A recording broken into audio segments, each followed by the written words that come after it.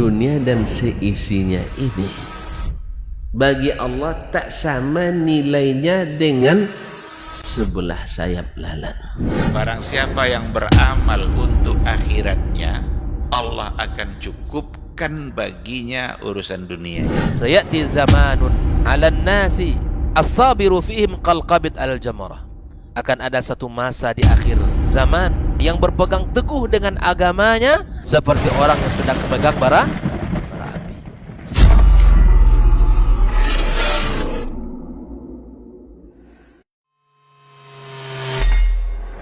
Di para sahabat itu, kaum muslimin, yang terbayang bagi mereka itu adalah infak.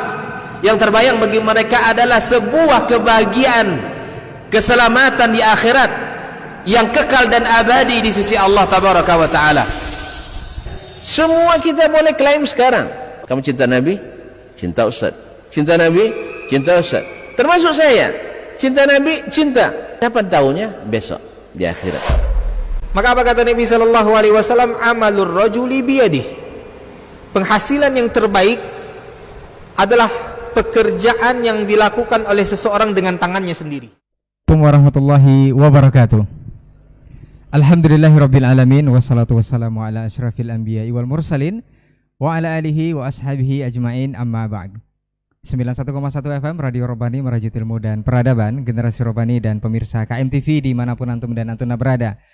Alhamdulillah kita bersyukur kepada Allah Tabaraka wa Ta'ala di kesempatan hari ini kita kembali dimudahkan untuk berjumpa dengan guru-guru kita yang Masya Allah di sebuah program yang rutin kita adakan setiap Selasa, setiap pekannya, dan itu juga tentatif sifatnya jika waktu memungkinkan. Alhamdulillah untuk kesempatan hari ini kita kembali di Diktat Dialog Keilmuan Islam bersama Ustadz, dan kita akan membahas sebuah tema yang kita beri judul Insya Allah Kita Bisa.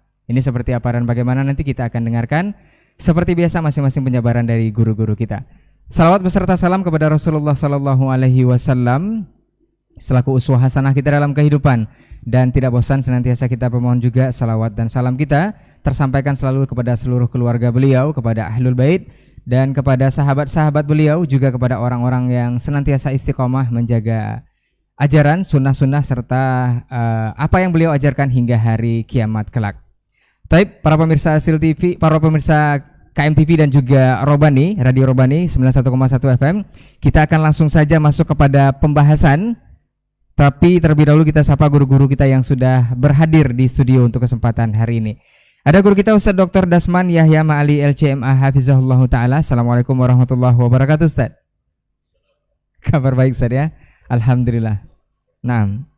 Hayakallah Ustaz. Kemudian ada guru kita Ustaz Dr. Hidayatullah Ismail LCMA Hafizahullah Ta'ala. Assalamualaikum Ustaz. Sehat Ustaz? Alhamdulillah khair. Kemudian ada guru kita Ustaz Dr. Helmi Basri LCMA Hafizahullah Ta'ala. Assalamualaikum Ustaz. Sehat Ustaz ya? Alhamdulillah khair.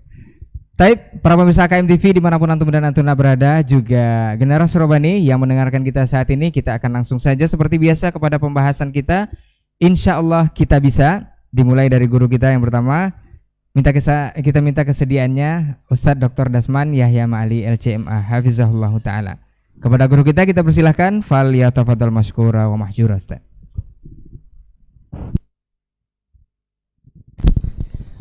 Bismillahirrahmanirrahim. Assalamualaikum warahmatullahi wabarakatuh. Alhamdulillahil kabiril muta'al al-mustabtahi bihamdihi wa thana'i alaihi kullu amrin zibal. Ashhadu an la ilaha illallah wahdahu la syarika lah, syahadatan najati fil ula wal ma'al, wa ashhadu anna muhammadan abduhu wa rasuluh, azimul fi'al karimul khisal, sallallahu alaihi wa ala alihi khairi al wa ashabihi wa man tabi'ahum bi ihsanin ila yaumil ma'al. Amma ba'd. Fattaqullaha ya muslimun wa ayatul muslimat haqqat taqwa fa innahu qad fazal muttaqun ya ayyuhalladzina amanu taqullaha haqqa tuqatih wa la tamutunna illa wa antum muslimun. Alhamdulillah, bersyukur kita kepadanya di pagi yang cerah ini. Kita kembali diberikan rahmat, nikmat dan karunia bisa duduk bersama dalam acara diktat ini. Mudah-mudahan menjadi kebaikan yang dicatat dan bergembira kita ketika dibentangkan pada hari kiamat. Oleh itu, sekali lagi kita berharap kepada Allah, mudah-mudahan keikhlasanlah yang selalu menemani kita dalam segala ucap dan kata serta perbuatan dan langkah. Salawat dan salam kepada baginda Nabi alaihi salatu wassalam yang kita tentu berusaha sekuat tenaga dan semampu yang kita bisa, dan insya Allah kita bisa untuk menapaki jalan yang telah dibentangkannya dan menjauhi simpang-simpang yang diingatkannya. Semoga salawat dan salam kita sentiasa menghiasi majelis-majelis kita, karena dengannya Allah berikan keberkahan pada majelis kita. Selawat bersambung kepada para Ahlul Bait, para istri dan anak-anak, cucu dan cicit beliau, para sahabat Muhajirin dan Ansar serta anak keturunan mereka, para tabi'in, tabi'in dan siapapun yang setia mengikuti jalan Nabi alaihi salatu wassalam. Selanjutnya mohon izin kepada para masyayikh yang ada di studio ataupun yang menyaksikan serta mendengarkan dimanapun berada. Bersama kita, Masya Allah, Fadilat Asy-Syaikhain Dr. Hidayatullah Ismail hafizahullah, wa Fadilatul Syekh Dr. Helmi Basri Ad-Daudi hafizahullah, dan saudaraku yang setia menemani Dr. Hace Rinaldi Amran dan kawan-kawan yang bertugas di studio baik KMTV maupun studio Rabbani, dan para pemirsa yang saya muliakan, saya hormati, yang saya cintai. Insya Allah kita bisa. Ma'asyiral kiram, alhamdulillah Allah subhanahu wa ta'ala turunkan kepada Nabi-Nya alaihi salatu wassalam wahyu Al-Quran dan As-Sunnah, yang sebelum turunnya Al-Quran dan Sunnah ini, Nabi alaihi salatu wassalam walaupun dia tidak menyetujui dan tidak bisa menerima keadaan yang serba penuh dengan penyimpangan, penyelewengan, kesesatan akibat pemikiran dan perasaan serta adat istiadat dan kebiasaan turun-temurun. Namun beliau tidak bisa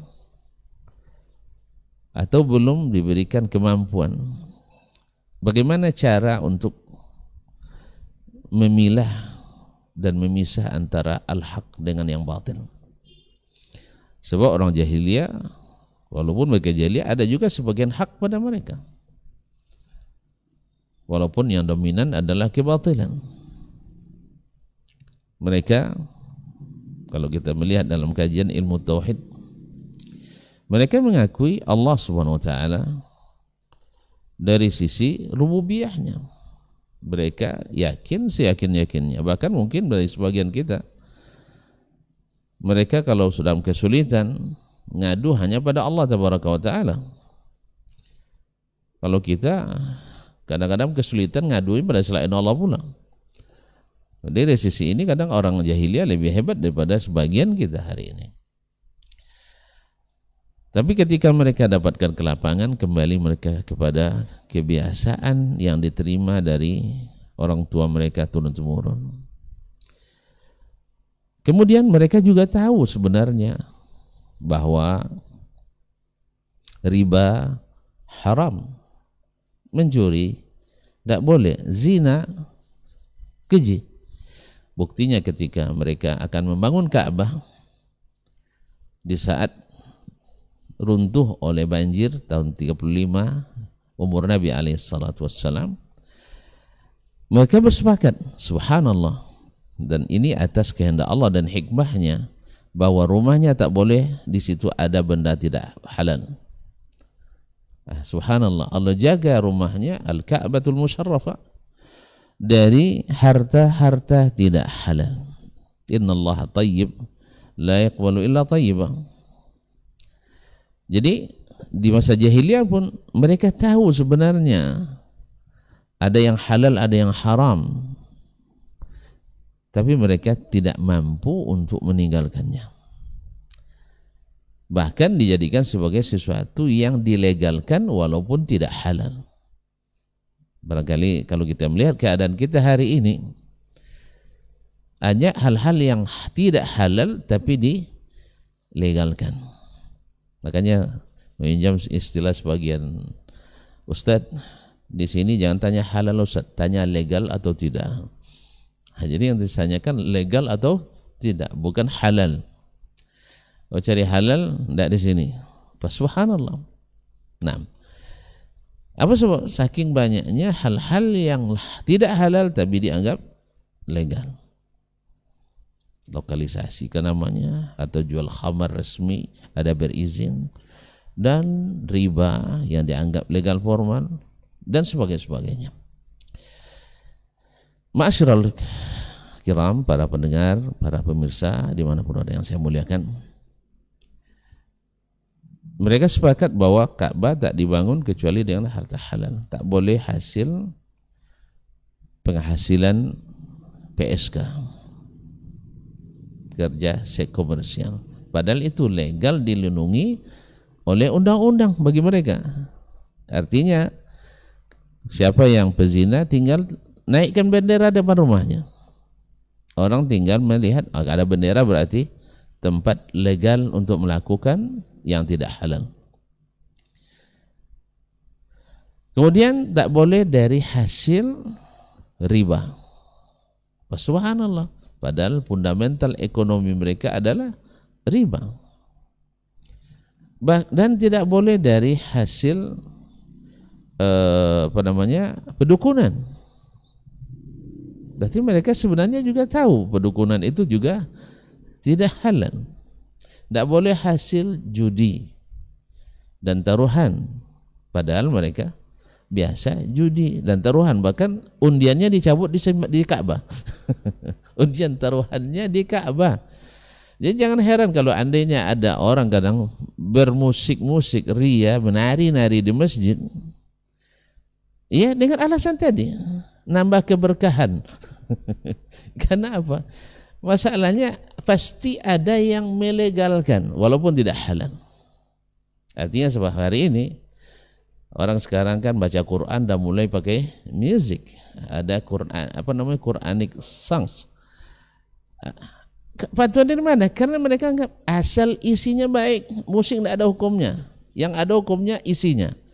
Akhirnya dari fatwa ini orang membaca Quran pakai musik. Gimana cara melarangnya sekarang? Tidak ada yang lebih baik daripada Al-Quran. Orang nanti acara tahlilan, salawatan, dan tantan lainnya pakai musik. Bukankah salawat isinya bagus? Bukankah baca Quran isinya bagus, tahlil isinya bagus? Ya, buatlah. Jadi salawatan koplo, salawatan dangdut, salawatan jazz dan sebagainya. Inilah kerancuan sebagian, ya, ketika memberikan fatwa. Ini takhasusnya Ustaz Helmi Basir, tidak melihat ma'alatil umur, hanya di sisi zahir, yang zahirnya pun salah besar. Kadang berangkat dari hadis yang tidak sahih, padahal dia tahu atau pura-pura tidak tahu hadisnya sahih di luar Sahih Bukhari misalnya, dan hadisnya bukan satu. Kemudian dah sahih hadisnya, datang lagi namanya hantu takwil. Hantu takwil, bahwa yang diharamkan ini yang dan sebagainya.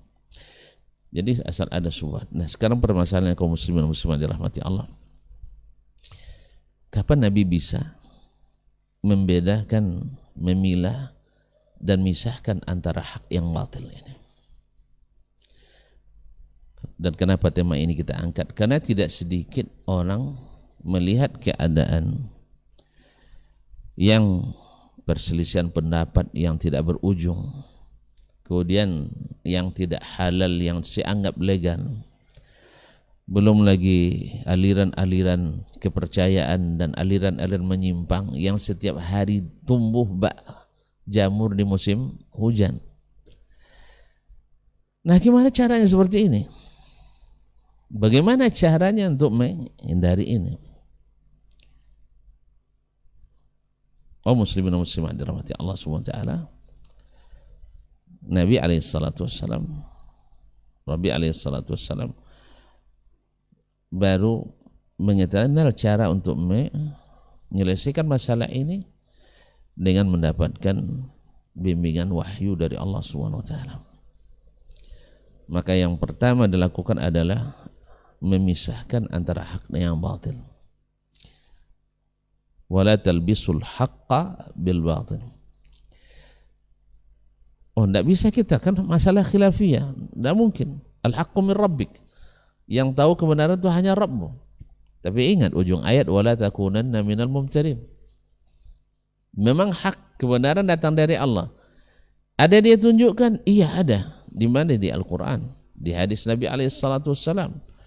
Kemudian Allah berikan kemampuan ijtihad kepada para ulama yang harus berdasarkan dalil. Maka Nabi SAW memulai dengan yang terparah, karena memang kerusakan besar, yang paling besar itu adalah kerusakan cara pandang dan berpikir dan berkeyakinan, itu akidah. Sebab kalau antum di akidah menyimpang, pasti di ibadah lebih mudah menyimpang, di muamalah lebih mudah untuk membuat alasan-alasan dan tipu muslihat. Kenapa? Dia akidahnya sudah salah. Maka Nabi SAW membangun akidah yang intinya adalah melahirkan ketaatan mutlak pada Allah Tabaraka wa Ta'ala dan tanpa syarat. Makanya ketika datang Al-Quranul Karim dan datangnya Al-Hadits Nabawiyah, manusia langsung terpisah, terbelah menjadi dua golongan utama. Golongan yang menerima dan golongan yang menolak. Karena yang namanya ahlul haqqi wal batil memang harus terpisah. Tidak mungkin sama. Kalau sama nanti labsul haqqi wal batil. Makanya ketika ditawarkan ke Nabi SAW, yaitu suatu propaganda, syubhat, labsul haqqi wal batil, campur adukan antara hak dengan batil. Apa kata mereka? Daripada kita berseteru terus. Padahal yang mengajak seteru kan mereka semua. Nabi tidak pernah mengajak berseteru. Tapi seolah-olah Nabi lah penyebab itu semua. Mereka tidak berilmu, tapi Nabi yang disalahkan yang tidak mengetahui. Nabi kan jelas. Mereka sudah buktikan bahwa Al-Quran yang diturunkan mahadha biqaulil bashar, ini bukan perkataan manusia, tapi tetap juga yang keluar ini adalah sihrun yu'thar au allamahu bashar. Padahal mereka sudah tentang kalau betul manusia yang ajarkan dia, coba kalian buat kalian yang sah, suatu ayat yang sama, surat yang sama, tidak bisa. Ma'asyarul kiram dirahmati Allah SWT. Bahkan ketika mereka sendiri-sendiri mendengar Nabi curi-curi dengar di malam hari, ya, Walid bin Rabi'ah, Utbah bin Rabi'ah, Walid bin Utbah, kemudian Abu Jahal, di tempat yang terpisah bertiga mendengarkan Nabi baca Quran malam hari. tercenung mereka masuk. Cuman pas pulang bertemu pula, manongnya kemana kamu? Anda, enggak lagi apa ini kan ada kajian radikal di sini. Akhirnya balik lagi. Wa idza khalau ila syayatinihim qalu inna ma'akum. Jadi kaum muslimin dan muslimat tidak bisa. Akhirnya hilang lagi yang tadi karena syaitan. Jadi memang langsung terpisah antara yang hak dan yang batil. Kita ambil contoh konkret aja misalnya di kisah Isra dan Mi'raj. Abu Bakar dengan kekuatan iman bahkan logika yang lebih hebat bisa menerima kejadian itu tanpa sedikit pun ragu. Sebelahnya, dan ini yang mayoritas, bahkan ada sebagian yang sudah Islam kabarnya terpengaruh oleh logika tidak sehatnya Abu Jahal. Dia mengukur dengan kemampuan dia, dengan kemampuan manusia. Akhirnya kan benar ada bukti bahwa Abu Bakar langsung yakin. Sebab apa? Jangankan ke Baitul Maqdis, ke langit ketujuh saya percaya. Jibril datang seban hari kepadanya setiap hari. Jauh langit daripada Baitul Maqdis. Akhirnya terbukti hari ini bahwa kecepatan benda yang paling cepat itu adalah cahaya. Dan Jibril bahan bakunya cahaya. Kecepatan cahaya dulu kan tidak diukur orang sih. Kalau sekarang ada diukur orang. Apa rumusnya sih? 3 kali 10 pangkat 8. 3 kali 10 pangkat 8. Artinya nolnya 8. Berarti 300.000 kilometer per detik. Kalau 300.000 kilometer per detik, ke Baitul Maqdis berapa detik? Tidak sampai sepersekian detik. Karena Baitul Maqdis hanya 1.200 kilo menurut map Google saat ini. Nabi ketika mengatakan baina misra'i babil jannah ma baina hajar ila Makkah atau ma baina Makkah ila Baitul Maqdis atau ma bainal Maqdis ila hajar. Diukur orang map Google hari ini ternyata segitiga ini sama jaraknya, segitiga sama sisi. Makkah ke Hajar 1.200, Hajar ke Baitul Maqdis 1.200, Baitul Maqdis ke Makkah 1.200 km. Ma'asyiral kiram dirahmati Allah Subhanahu wa taala. Dengan itu Nabi alaihi salatu wassalam bisa, walaupun memang memerlukan perjuangan yang super sulit. Ya, sampai-sampai ada sahabat yang mengadu ke Nabi sallallahu alaihi wasallam, ala tastansiru lana, ala tad'ullaha lana. Kenapa tidak doakan ya Rasulullah? Minta pertolongan, tidak tahan lagi kami. Ini kisah Khabbab bin al-Arat. Kata Nabi alaihi salatu, innakum qaumun tastajilun. Wa laqad kana mimman qablakum yudha'ul minsharu ala mafriqi ra'sihi. Subhanallah, fasyukka jasaduhu syiqqain, lalu digergaji, dibelah jadi 2 belah. Mama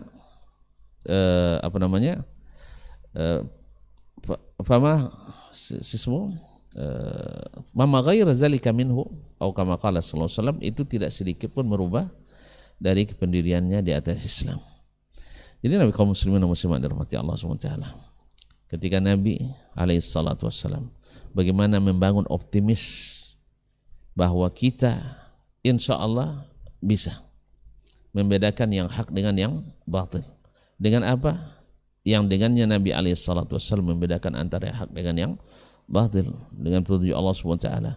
Karena yang hak itu seperti kata Muaz ibn Jabal ketika mengutus salah seorang pembantunya untuk berdakwah, alaika bittiba'il haqq fa inna 'alal haqqi nuran. Hendaklah kamu senantiasa menjaga, mengikuti kebenaran, karena kebenaran itu ada cahayanya, sehingga keluar dalam kata pepatah orang Arab, al-haqqu ablaj wal batil wal lajlaj. Kebenaran itu terang benderang, sedangkan kebatilan itu gelap dan memutar-mutar. Jadi kalau antum lihat orang dengan mudah menjelaskan kebenaran, ketahui dia dengan dalilnya, itulah kebenaran. Mudah dijelaskan, mudah dipahami, dan mudah untuk dijalankan. Sedangkan kebatilan itu banyak mutar-mutarnya. Ini bukan ini makna, ini makna, ini makna, ini makna. Ujung-ujungnya tidak disetujui maknanya. Kadang tidak ada pula maknanya. Lalu dituduh sahabat pula yang seperti itu. Mana bukti? Tidak ada. Hanya perkiraan. Nasallallahu salamata wal afiyah. Dan barangkali sekedar pembuka dari saya, insya Allah kita bisa meluruskan akidah, meluruskan ibadah, meluruskan muamalah, bahkan meluruskan segala peraturan undang-undang yang bisa menjamin keberhasilan dan kesuksesan umat manusia di atas permukaan bumi ini. Dan itu janji Allah SWT bahwa menjelang hari kiamat akan kembali seperti khilafatun nubuwah. Walaupun antum tak perlu bikin organisasi khilafah, tak perlu, karena janji Allah itu tidak diserahkan kepada kita, tapi akan Dia siapkan orang-orang yang akan mendirikannya, orang-orang yang akan menjalankannya. Apakah kita? Wallahu a'lam. Tapi yang penting ikuti jalan kebenaran dengan dalilnya dan hindari syubhat dengan segala dalih-dalihnya. Wabillahi taufik. Akan dikembangkan oleh dua syekh insyaallah taala. Wassalamualaikum warahmatullahi wabarakatuh. Waalaikumsalam warahmatullahi wabarakatuh. Taib, barakallahu fikum, jazakallahu khairan. Untuk pendahuluan materi kita di kesempatan hari ini, insyaallah kita bisa, dan insyaallah kita akan dengarkan lanjutannya dari guru kita Ustaz Dr. Hidayatullah Ismail LCMA hafizahullah taala. Falyatafadhal mashkur Ustaz. Bismillahirrahmanirrahim. Assalamualaikum warahmatullahi wabarakatuh. Alhamdulillah wassyukrulillah wassalatu wassalamu ala Rasulillah wa ala alihi wa sahbihi wa mawalah wa la hawla wa la quwata illa billah. Amma ba'd, yang kita muliakan guru kita Dr. Dasman Yahya Ma'ali LCMA, semoga Allah jaga beliau dan Allah berikan kesehatan, keberkahan dalam hidup dan keluarganya. Kemudian guru kita Dr. Ilmi Basri LCMA, yang doa yang sama kita doakan untuk beliau dan keluarga beliau, anak keturunannya, semoga Allah berkahi seluruh kehidupannya, ya, dan Allah berikan kesehatan pada beliau. Seluruh teman-teman yang ada di studio, saudara-saudari kaum muslimin dan muslimat, dimanapun berada, semoga senantiasa dirahmati Allah Subhanahu wa ta'ala. Alhamdulillah, kita bersyukur pada Allah Subhanahu wa ta'ala pagi yang indah ini. Kita bisa kembali berbincang-bincang di program Diktat ini, bicara sesuatu yang bermanfaat bagi kita dan agama kita, kehidupan kita dan akhirat kita. Karena sesungguhnya kebaikan itu akan melahirkan kebaikan, maka mesti kebaikan itu kita lakukan. Insya Allah kita bisa. Ya, kebaikan-kebaikan di dalam Islam sangat banyak. Ya, syariat yang Allah berikan kepada kita sungguh sangat beragam, dan insya Allah kita bisa melakukannya.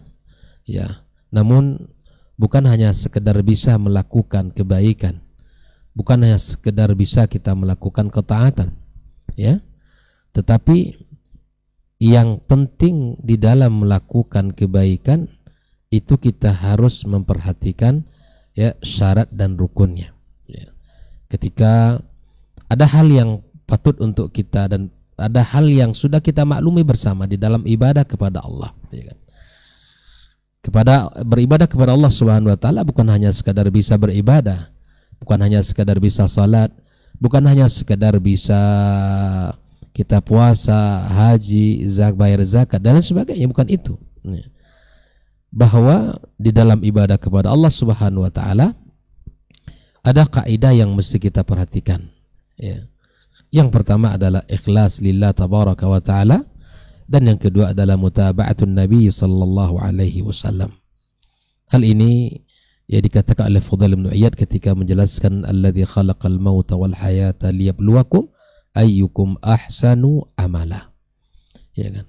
Allah ciptakan kehidupan, Allah ciptakan kematian, ya. Maka Allah ingin kita ini diuji Allah, siapa yang terbaik amal kita. Di proses ujian inilah yang harus kita, ya, perhatikan. Kita bisa melakukan kebaikan dengan standar yang telah ditetapkan syariat. Ya. Makanya Ibnu Qayyim rahimahullah taala mengatakan walaysa sya'an ya al-amalu wa innama sya'an kulla sya'an fi hifdzil amali mimma yufsiduhu wa yuhbituhu. Jadi kalau yang penting itu bukan sekedar beramal, kata Ibnu Qayyim rahimahullah taala ya. Bukan sekedar kita semangat beribadah, bukan sekedar semangat kita berzikir, ya, kemudian sholat. Tapi yang paling pokok dari semangat yang ada untuk melakukan kebaikan adalah menjaga amal kita. Menjaga amal kita dari hal yang bisa merusak dan menggugurkan amal itu. Nah, oleh karenanya kita bisa untuk mengetahui itu semua, ya harus dengan ilmu. Ya. Di antara hal yang bisa menggugurkan amal kita apa? Ya, riya, kata beliau disebutkan ya. Makanya subhanallah, riya itu akan merusak dan akan menghabiskan kebaikan-kebaikan kita. Ya. Selain itu apalagi yang bisa menggugurkan amal kita? Ya, kesyirikan. Ya, kesyirikan besar. Allah katakan dalam hadis qudsi, ana aghna syuraka 'ani syirki. Saya tidak butuh dengan kesyirikan. Oleh itu kata Nabi, kata Allah dalam hadis qudsi ini, man amila amalan asyraka fihi ma'i ghairi taraktuhu wa syirkahu. Nah, siapapun yang beribadah kepada Allah, yang melakukan ibadah dan ketaatan dan kemudian dia mensyirikkan aku dengan yang lain, menyertai yang lain dengan ibadah kepada Allah, itu aku tinggalkan dia dan kesyirikannya. Bayangkan. Maka perhatikan ikhwafillah, bukan sekedar bisa beramal, bukan sekedar bisa kita berbuat. Perhatikan syarat diterima amal itu agar menjadi amal yang berkualitas. Perhatikan niat kepada Allah, perhatikan cara bagaimana Nabi Shallallahu Alaihi Wasallam melakukan ibadah itu. Ya. Maka dikuatkan oleh Ibnu Qayyim, bukan hanya sekedar kita beramal, tapi perhatikan hal-hal yang bisa menggugurkan amal kita dan bisa merusak amal-amal itu sendiri.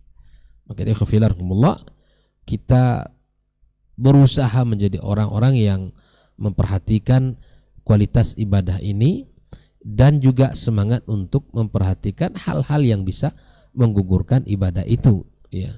Makanya di dalam Islam kita disuruh untuk ada buah kaidah ya, ada kita memperhatikan yang hak dan juga kita bertanya tentang kebatilan, seperti Mu'adz bin Jabal ya, kana nas yas'aluna Rasulullah SAW al-khaira, ya, orang bertanya kepada Rasulullah SAW tentang kebaikan, wa sa'altuhu anisyarr makhafatan ayudrikani, ya kan.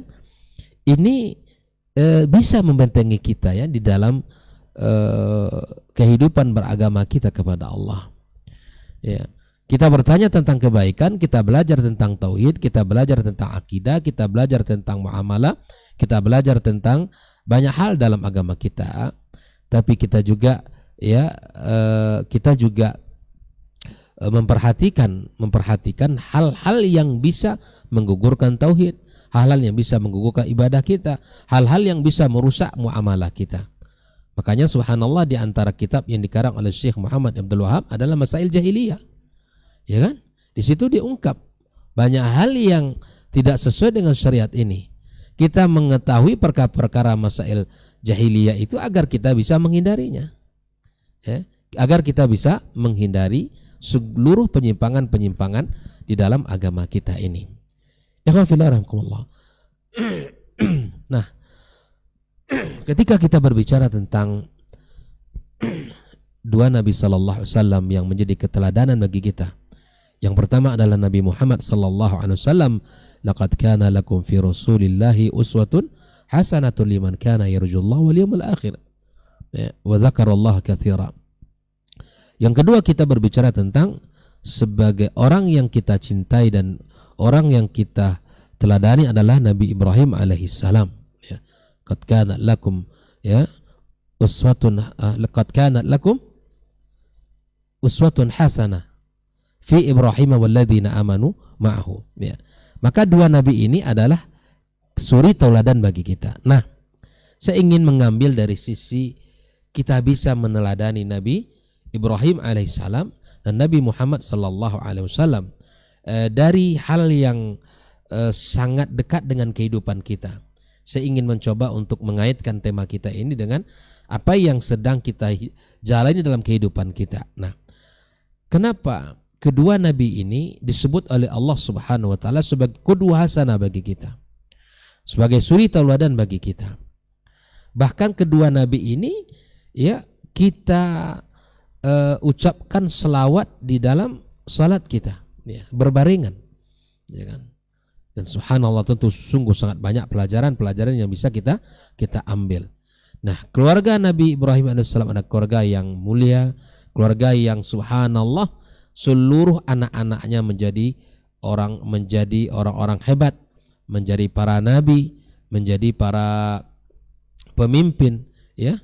Begitu juga Nabi Muhammad sallallahu alaihi wasallam, keluarga yang mulia, keluarga yang menjadi teladan bagi kita. Bagaimana Allah Subhanahu wa taala menggambarkan keluarga Rasul ini dalam surat Al-Ahzab ayat 33 sampai 36, ayat 32 sampai 36, itu gambaran keteladanan keluarga Rasulullah sallallahu alaihi wasallam.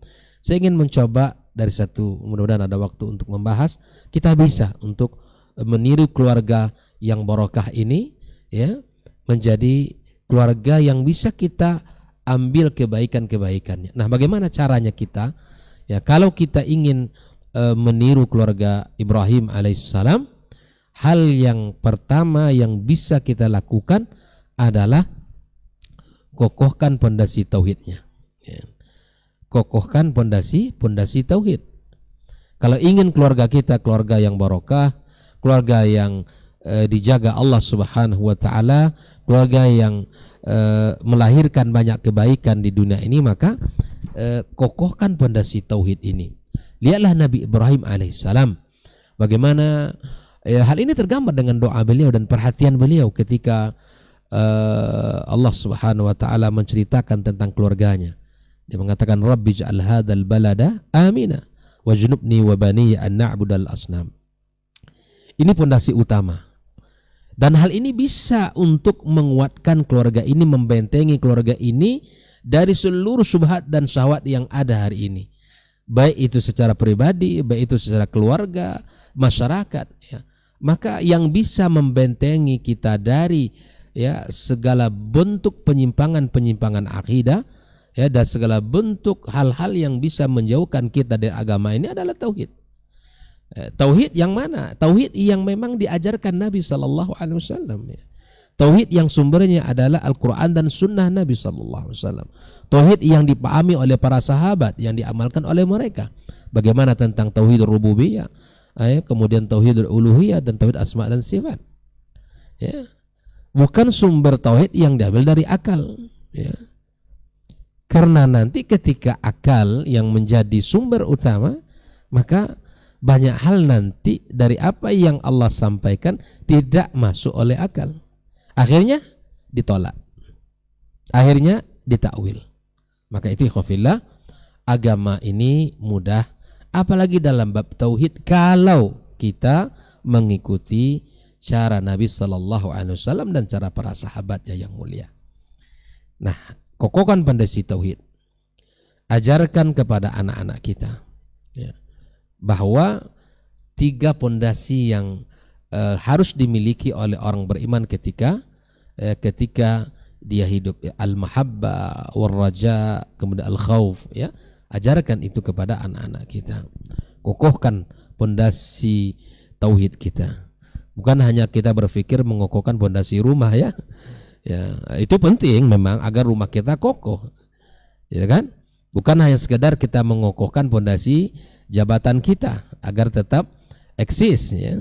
Bukannya kokoh untuk mendapatkan kemuliaan kita, pondasi duniawi kita, tapi kokohkan juga pondasi ukhrawi kita, ya. Pondasi akhirat kita, pondasi akidah kita. Karena itulah yang akan bisa yang akan bisa menjaga kita dari segala penyimpangan-penyimpangan yang ada. Jemaah sekalian rahmati Allah, kalau kita perhatikan, ya, hilir mudik, ya, entah apa lagi nanti dari aliran-aliran sesat ya, aliran-aliran ahwa ya, yang hadir di tengah-tengah masyarakat kita ya. Belum lagi habis tentang ya yang bisa bicara dengan semut gitu kan. Kemudian muncul pula kiai yang melecehkan para wanita-wanita gitu ya. Kemudian muncul lagi gerakan anti surga dan seterusnya. Entah besok entah apa lagi besok muncul dalam kehidupan kita. Sebab utama dari hal ini semua ikhwah fillah adalah ya kegagalan dalam bidang akidah. Ya. Akidah ini tidak dijadikan sebagai hal yang pokok untuk dijadikan ya hal yang utama dalam kehidupan. Sehingga apa? Sehingga manusia ya, tidak punya pondasi. Antum bisa bayangkan rumah nggak punya pondasi, akhirnya apa? Roboh. Kena angin sedikit, sudah roboh. Kena badai sedikit, ya hancur. Maka ketika orang tidak memiliki akidah yang kuat, maka ya dia akan sangat mudah untuk tergoda atau hanyut di dalam godaan-godaan tersebut. Nah, ini yang pertama ikhwah fillah. Kita bisa membangun kehidupan rumah tangga dengan kehidupan yang barokah dan penuh keimanan dengan cara pertama kali dasarnya adalah kuatkan akidah, kuatkan pondasi tauhid ya. Yang kedua, kalau kita perhatikan apa yang dilakukan oleh Nabi Ibrahim alaihissalam ya, kalau ingin keluarga ini keluarga yang penuh dengan kebaikan dan keberkahan, maka pondasi keduanya di samping tauhid adalah menjadi keluarga yang akrab dengan masjid, ya kan? Kalau ingin keluarga ini ya, lahirkan kebaikan dan keberkahan, kebahagiaan, maka keluarga yang akrab dengan rumah Allah Subhanahu wa taala. Makanya ketika Ibrahim alaihissalam ya letakkan keluarganya Ismail dan ibundanya Hajar di Mekah, di tempat memang tidak ada tanda-tanda kehidupan, tanda-tanda kemajuan ya peradaban, tapi satu hal yang bisa menjadi nilai yang sangat tinggi yaitu dekat dengan rumah Allah Subhanahu wa taala.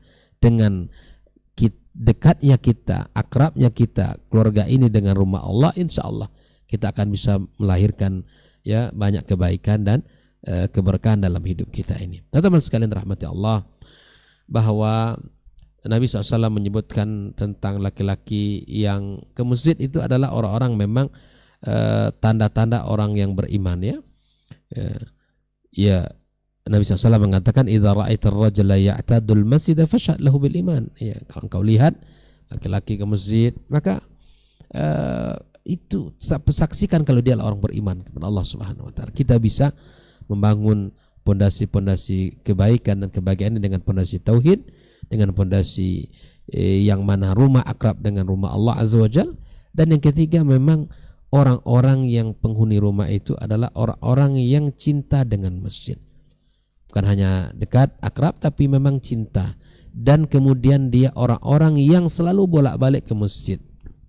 Ini jangan sampai ini orang ingin merebut masjid, ingin jadi pengurus, kencang-kencang, semangatnya tinggi.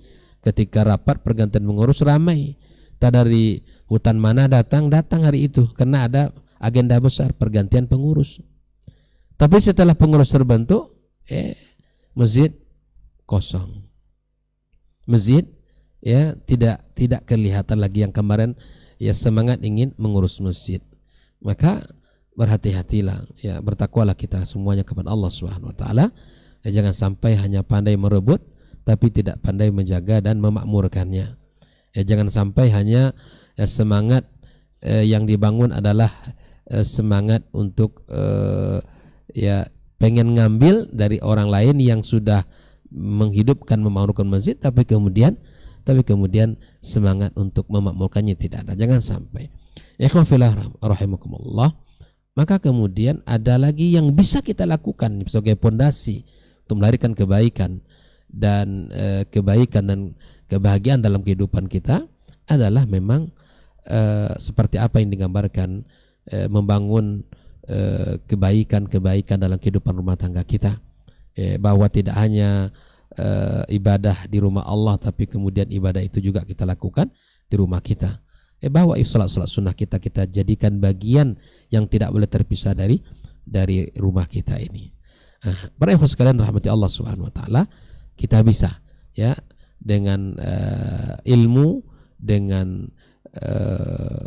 panduan yang telah ditetapkan oleh agama kita akan bisa ya melahirkan kebaikan-kebaikan dalam diri kita dan keluarga kita.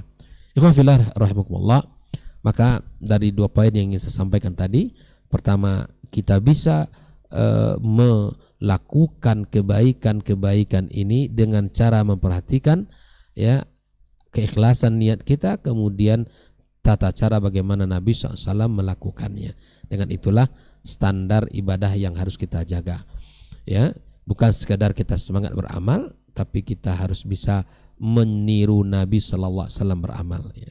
Kemudian dari sisi kehidupan yang terdekat dengan kita, hari-hari kita. Sering saya bahas dan sering saya ulang perkataan ini ya. Memang subhanallah, terkadang orang lupa bahwa kehidupan dia itu adalah kehidupan bersama keluarganya. Terkadang bingung bagaimana melahirkan kebaikan dan kebahagiaan rumah tangga. Ya, terkadang orang mencari sana sini caranya, tapi cara itu ada dalam kitab sucinya.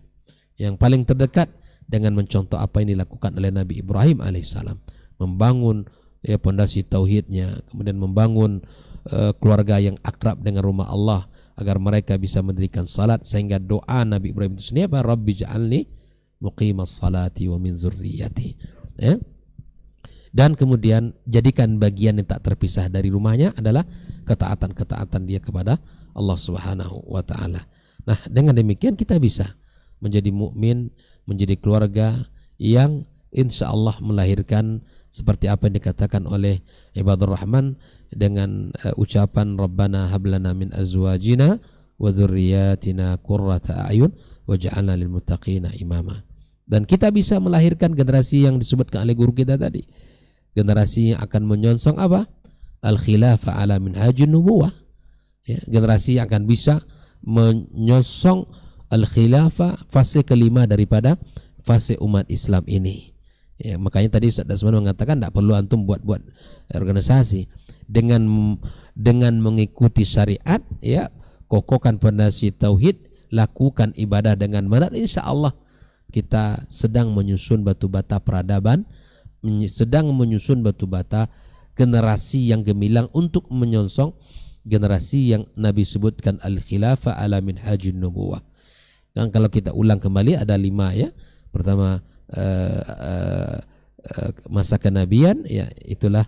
Kemudian yang kedua adalah masa al-khilafah yang 4 orang itu, Abu Bakar, Umar, Utsman dan Ali.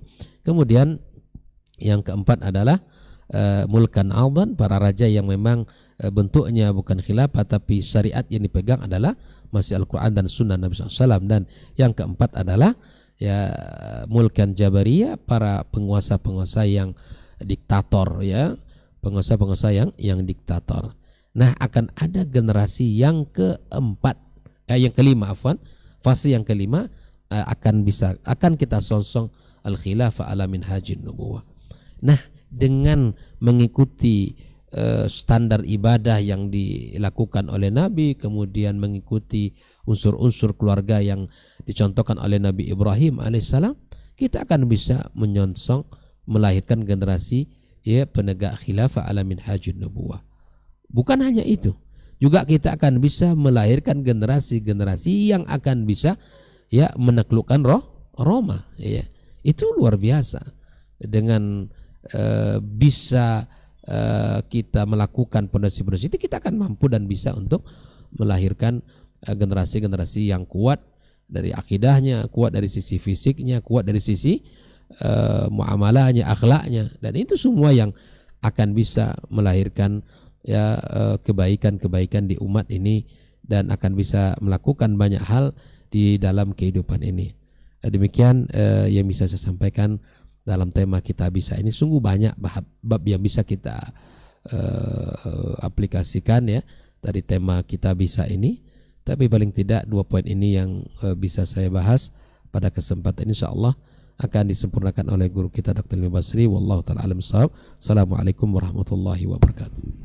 Waalaikumsalam warahmatullahi wabarakatuh. Baik, barakallahu fiik, jazakallahu khairan untuk materi kita. Lanjutan Dan kita akan mendengarkan berikutnya penyempurnaan dari guru kita Ustaz Dr. Helmi Basri LCMA Hafizahullah Ta'ala. Falyatafadhal masykur Ustaz. Naam. Bismillahirrahmanirrahim. Assalamualaikum warahmatullahi wabarakatuh. Alhamdulillah. Wassalatu wassalamu ala rasulillah wa ala alihi wa sahbihi wa mawala. Yang sama-sama kita hormati guru-guru kita, Dr. Dasman, Dr. Hidayatullah. Semoga mereka selalu diberkahi oleh Allah Subhanahu wa Ta'ala, diberikan kesehatan dan berikan taufiknya agar tetap istiqamah di atas jalan dakwah. Saudara Ray, Saudara Adnan dan ikhwah pendengar dan yang menyaksikan acara kita pada pagi hari ini, mudah-mudahan kita semua selalu dibimbing oleh Allah Subhanahu wa Ta'ala. Pantas kita untuk bersyukur kepada Allah. Alhamdulillah, pada pagi hari ini kita kembali dimudahkan untuk mengambil keberkahan dari acara kita yang kita beri nama dengan Diktat. Kita selalu berupaya untuk berbicara seputar agama, memperkenalkan Islam, memperkenalkan dan membuat kita semakin cinta kepada akhirat yang merupakan kehidupan yang sesungguhnya. Kehidupan kita di dunia hanyalah kehidupan sementara sebagai jembatan untuk menuju akhirat.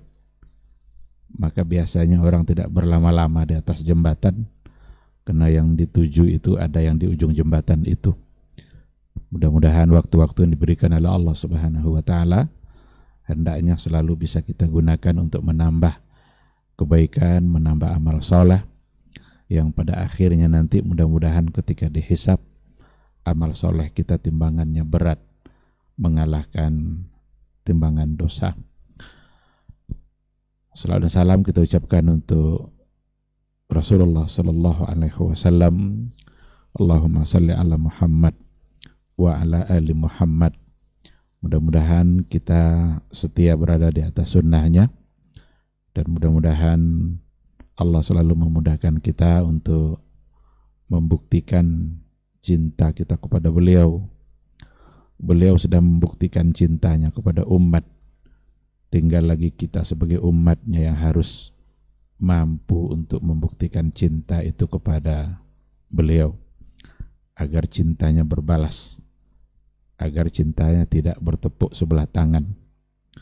Betapa ruginya orang-orang yang tidak mencintai Rasulullah sallallahu alaihi wasallam, dan betapa beruntungnya ketika benar-benar mencintainya, karena cinta kepada Nabi itu cinta yang menyelamatkan, cinta yang membuat dia bisa berbahagia di hari mahsyar.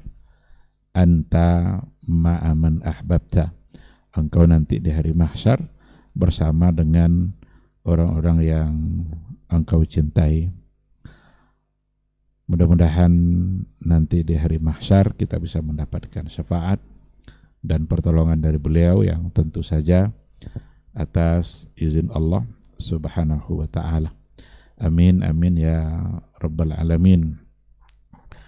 Ikhwati fillah, para pendengar, para pemirsa dimanapun berada, tema kita pada pagi hari ini adalah insya Allah kita bisa.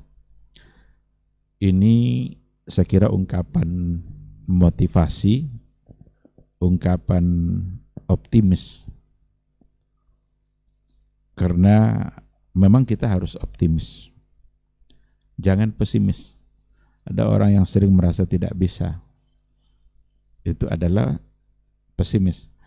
Tapi kalau insya Allah kita bisa, itu adalah sesuatu yang merupakan motivasi yang luar biasa, agar kita bersemangat untuk melakukan sebuah hal yang positif, dan insya Allah bisa. Maka lebih baik kita mengatakan ini sulit tapi bisa, daripada kita mengatakan ini bisa tapi sulit.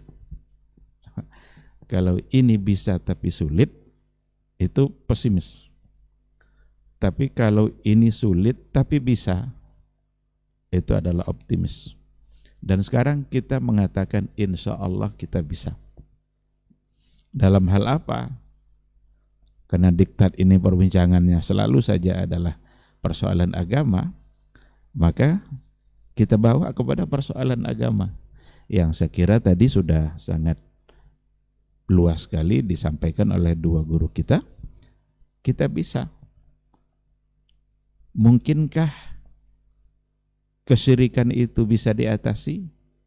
Jawabannya bisa. Mungkinkah perpecahan, perkelahian di tengah-tengah umat gara-gara ibadah bisa diatasi? Jawabannya bisa. Mungkinkah dekadensi moral yang terjadi di tengah-tengah umat Islam, di generasi muda umat Islam hari ini, mungkin untuk diselesaikan? Jawabannya bisa. Sulit mungkin, tapi bisa. Ini optimis. Tapi kalau ini bisa nih tapi sulit, lah itu berarti itu adalah itu bahasa pesimis. Ujungnya mundur.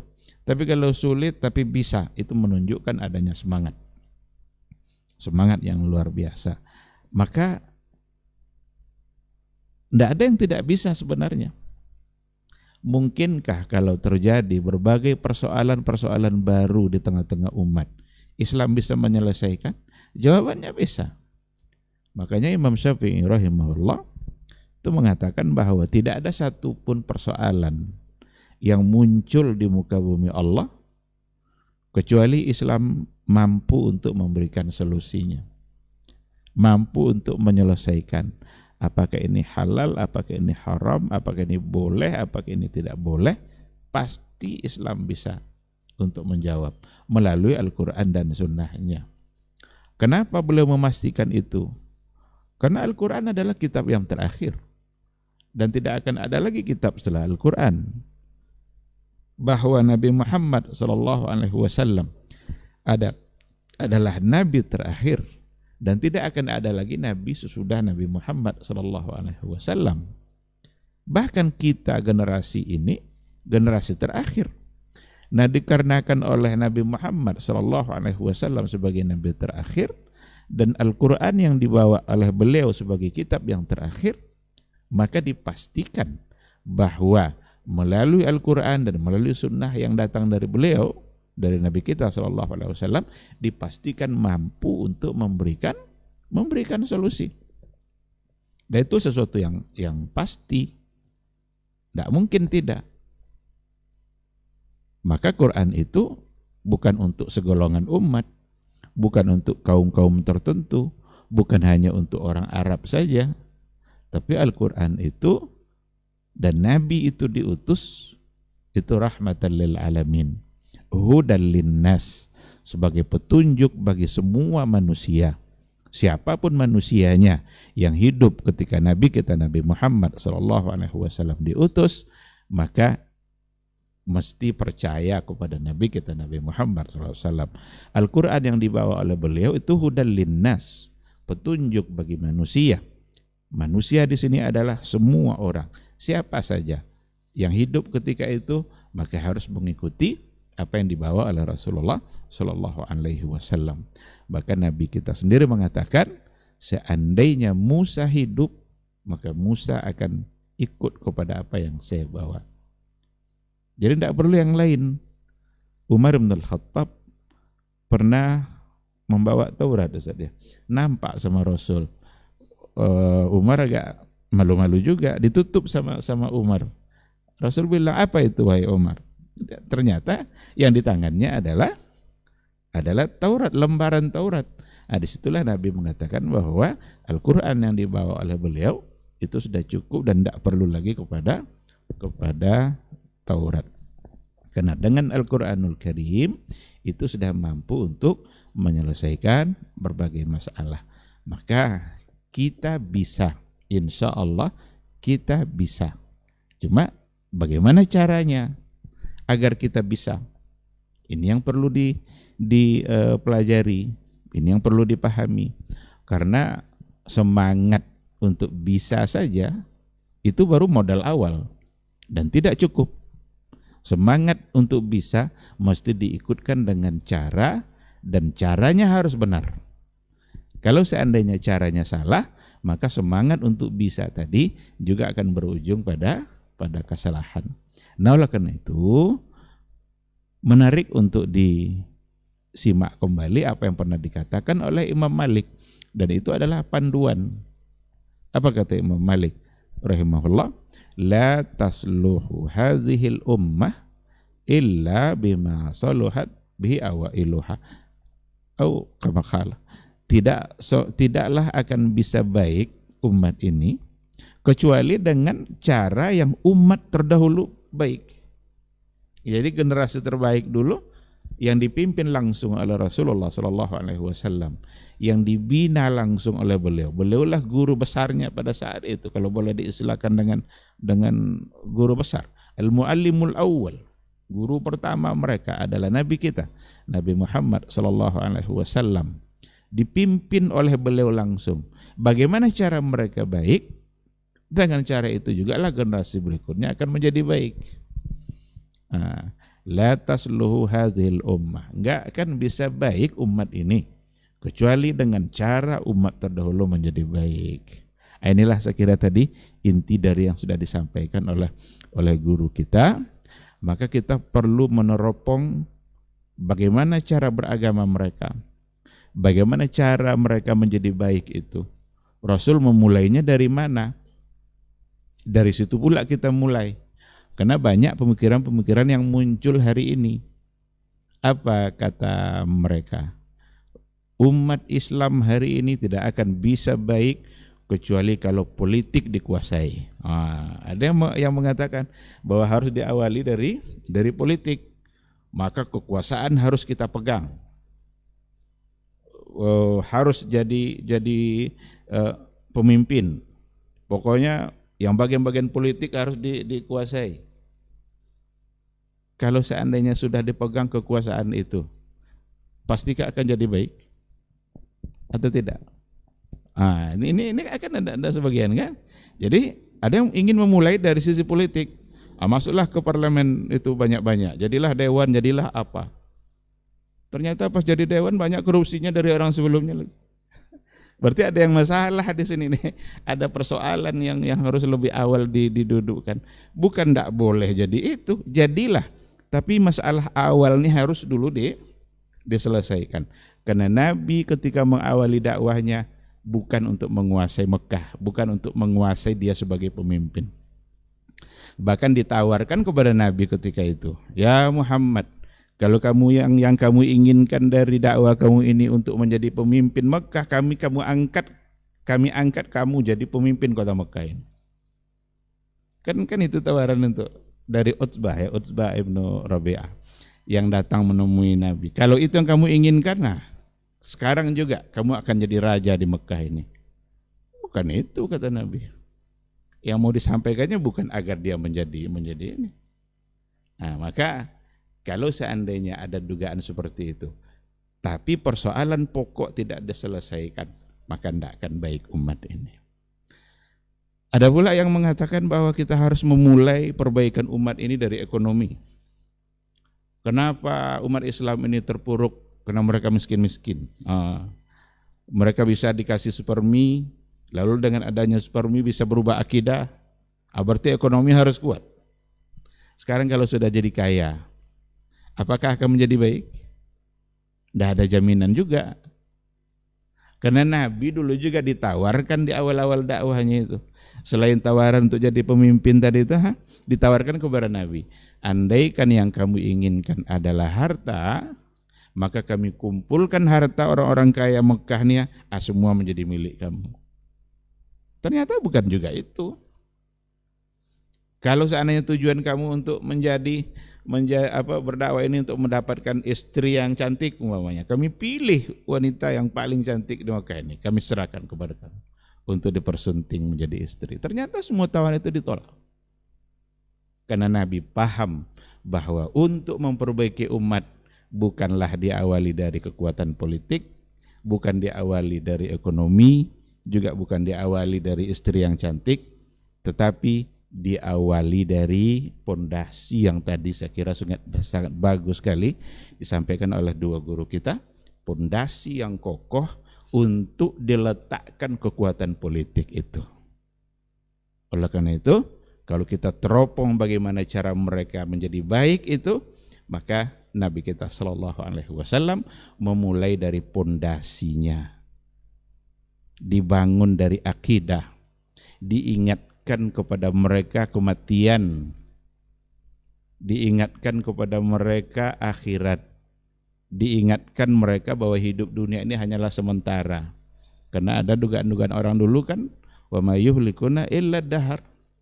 Tidak ada yang menghancurkan kita ini kecuali hanya menunggu masa mati saja. Jadi ateis itu sudah ada pada masa Nabi dulu Sallallahu Alaihi Wasallam. Itulah ayatnya. Sebagian mereka menganggap ya kita ini hidup ya beginilah kita hidup, hiduplah sepuas-puasnya sampai kita mati. Karena kematian itulah yang akan mengakhiri segala-galanya. Jadi mereka tahu kalau akan mati. Sehingga Nabi datang bukan untuk menyampaikan bahwa kalian akan mati, enggak, karena mereka tahu. Enggak pun datang Nabi, mereka tahu kalau mereka akan mati. Tapi Nabi datang di tengah-tengah umat jahiliyah ketika itu untuk mengingatkan bahwa setelah kematian akan ada hidup kembali. Inilah yang tidak tergambar oleh akal manusia ketika itu. Karena adalah persoalan gaib. Akidah itu kan persoalan gaib, masalah akhirat, nanti kita akan hidup kembali, itu tidak ada dalam bayangan orang-orang jahiliyah ketika itu. Yang ada hanya kemauan dunia saja. Nah, ketika diingatkan bahwa sesungguhnya akan ada kehidupan kembali dan akan ada pertanggungjawaban. Siapapun yang hidup di dunia, apakah hidup dengan bersenang-senang ataukah hidup dengan segala macam bentuk kemaksiatan, hidup dengan ketaatan, siapapun yang hidup, maka nanti di hari akhir akan hidup kembali setelah kematiannya dan semua akan diminta untuk mempertanggungjawabkan. Kullu nafsin bima kasabat rahinah. Kullu nafsin bima kasabat rahinah. Semua jiwa dengan apa yang telah dia usahakan, dia lakukan, rahinah, dia pasti akan diminta pertanggungjawabannya. Inilah yang membuat generasi dulu menjadi berubah total dalam kehidupan mereka. Benar-benar ketika sudah diyakini bahwa akan ada akhirat, akan ada surga dan akan ada neraka, sebagai balasan yang baik balasannya surga, yang buruk balasannya neraka. Inilah yang membuat mereka menjadi berubah. Oh, kalau begitu hidup tidak boleh macam-macam. Kalau begitu hidup memang adalah untuk Allah, karena Dia yang menciptakan kita. Maka diperkenalkanlah umat jahiliyah pada masa dahulu. Di awal-awal syariat Islam itu turun, ayat Al-Quran turun, kepada siapa yang menciptakannya. Mereka hidup ini karena apa? Siapa yang bisa memberikan kehidupan mereka? Dan untuk apa mereka hidup? Kemana akhir dari kehidupan mereka? Itulah isi dari ayat-ayat yang pertama diturunkan. Inna ila rabbika ruj'a. Kan ada kalla innal insana la yatgha ar-ra'ahu istaghna. Inna ila rabbika ar-ruj'a. Sesungguhnya kita di sini siapa? Sesungguhnya akan kembali. Engkau akan kembali kepada Rabbmu. Ruj'a. Ruj'a itu kan dari kata raja. Raja yarji'u, kembali. Maka kalau ada orang meninggal, ucapannya inna lillah wa inna ilaihi raji'un. Karena inna ila rabbika ruj'a. Sesungguhnya akan kembali kepada Rabbmu. Kalian akan kembali semuanya. Jadi diingatkan, itu surat yang mana itu turun di awal-awal, karena ayat-ayat pendek yang pendek-pendek itu di Mekah kebanyakan saja. Kebanyakan itu adalah ayat-ayat atau surat-surat Makkiyah. Oleh karena itu Nabi SAW memulai perubahan umat, perubahan generasi dari jahiliyah menjadi ilmiah, dari zalam menjadi nur, gelap lalu menjadi terang, jahil lalu menjadi berilmu, kufur lalu menjadi beriman. Itu Nabi kita mengawalinya dengan membangun pondasinya, membangun akidah yang kokoh, tauhid yang benar, dikenalkan dia kepada Rabb-nya, siapa Rabb kalian yang sesungguhnya, yang kalian sembah itu siapa, yang pantas disembah itu hanyalah dia yang memberikan kita kehidupan, dia yang memberikan kita rezeki dalam hidup, itulah yang pantas untuk disembah. Adapun Tuhan-Tuhan yang mereka sembah pada masa itu sangat tidak pantas. Ada yang menyembah patung, ada yang menyembah matahari, ada yang menyembah bulan, karena memang secara fitrah manusia, fitrah itu cenderung untuk memiliki ada sesuatu yang diagungkan. Itu fakta dalam kehidupan umat manusia. Cenderung memiliki sosok yang diagungkan. Maka harus ada memang. Orang kalau sudah dalam keadaan sulit, ngadunya kemana? Harus ada sosok tempat mengadu. Itulah fitrah manusia. Maka sulit kita menemukan peradaban yang tidak ada rumah ibadahnya. Dimanapun peradaban muncul, peradaban apapun itu, mesti di situ ada rumah ibadahnya. Karena mereka tidak memiliki panduan untuk menentukan siapa yang diagungkan, mereka gunakan akal. Dan akal mereka mengatakan bahwa yang pantas diagungkan dan dimuliakan itu adalah yang punya kelebihan. Nah, itu dia.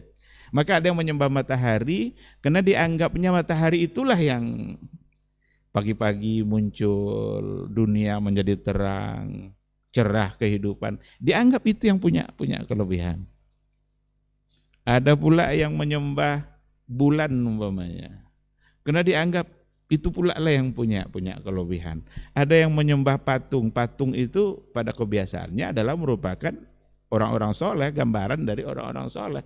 Orang-orang soleh yang bagi mereka pantas pula untuk disembah, untuk tempat mengadu. Nah, itulah buktinya akal tidak cukup untuk menentukan kebaikan.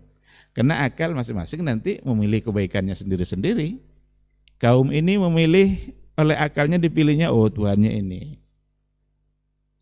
Maka datanglah Rasulullah SAW membawa sebuah syariat melalui Al-Quran dan Sunnahnya untuk memperjelas dan untuk menegaskan siapakah yang pantas untuk diagungkan itu, siapa yang pantas untuk disembah.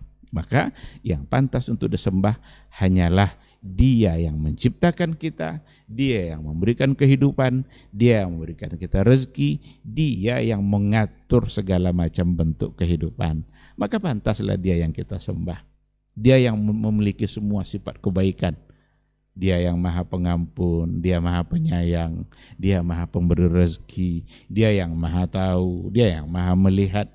Ada semua bentuk kebaikan pada Allah Subhanahu wa ta'ala. Maka hanya itulah yang pantas untuk disembah, diberikan ketaatan itu hanya pantas untuk Dia yang memiliki sifat seperti itu.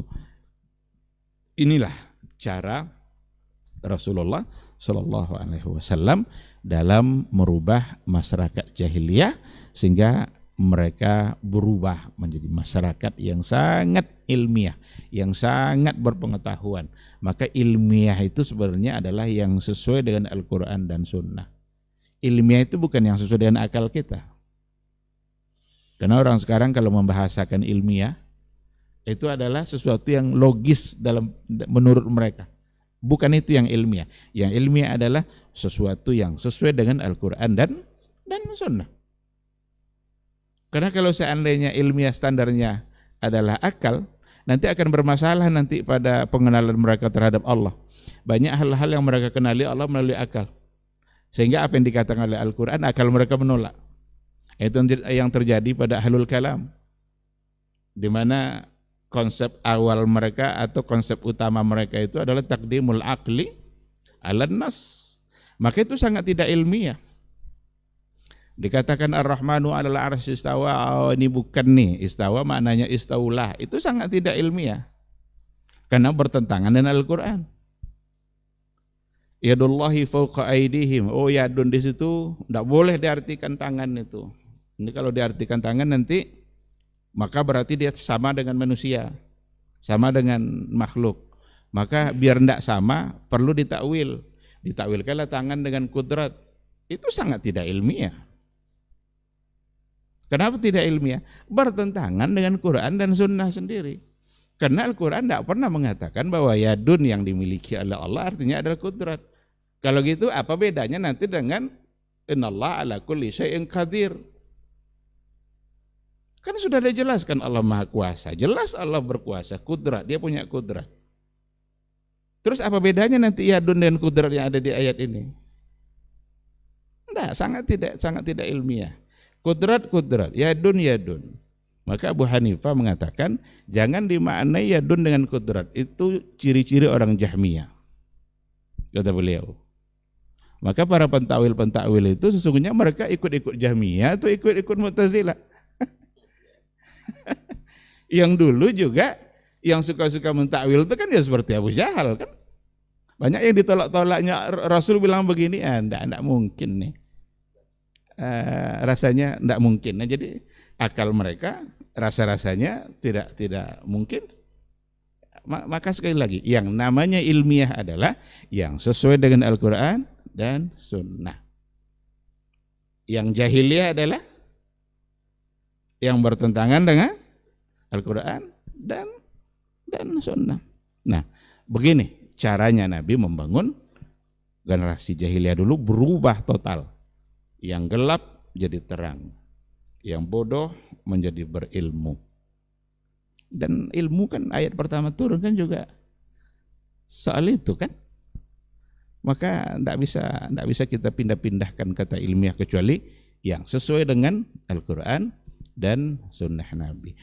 Sehingga dengan berpegangnya kepada Quran dan Sunnah, disitulah nanti akan kita bisa untuk melakukan apa saja. Merubah kesyirikan, rubah jadi tauhid atas taufik dari Allah, Quran, Sunnah. Kembalikan. Mana yang syirik kata Allah, mana yang syirik kata Nabi, berarti itu adalah sebuah kesyirikan. Jangan sujud kepada selain Allah.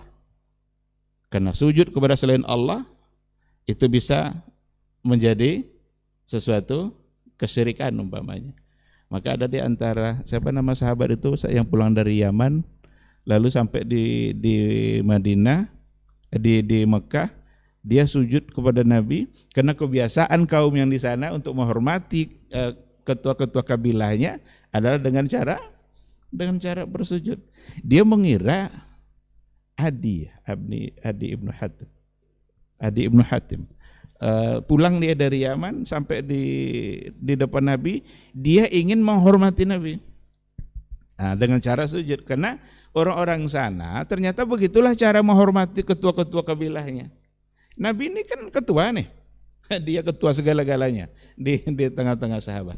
Datang Adi kemudian sujud, diangkat kepalanya oleh Nabi, jangan lakukan itu berarti menyembah. Padahal yang disembah hanyalah Allah. Adi ketika itu sedang menggunakan akalnya, tapi ditolak oleh wahyu. Dia gunakan akalnya tapi ditolak oleh wahyu. Maka wahyu harus selalu menjadi patokan dan akal mesti tunduk kepada wahyu. Kalau siap seperti itu, insya Allah kita bisa. Nah, cuma betapa banyak orang yang nanti ketika melakukan kesyirikan, tawaf di kuburan, apa katanya? Kami walaupun tawaf di kuburan, kami ucapkan la ilaha illallah. Masa syirik mengucapkan la ilaha illallah? Padahal tawaf adalah ibadah syariah yang diatur oleh Nabi, dan tawaf tempatnya hanya Ka'bah.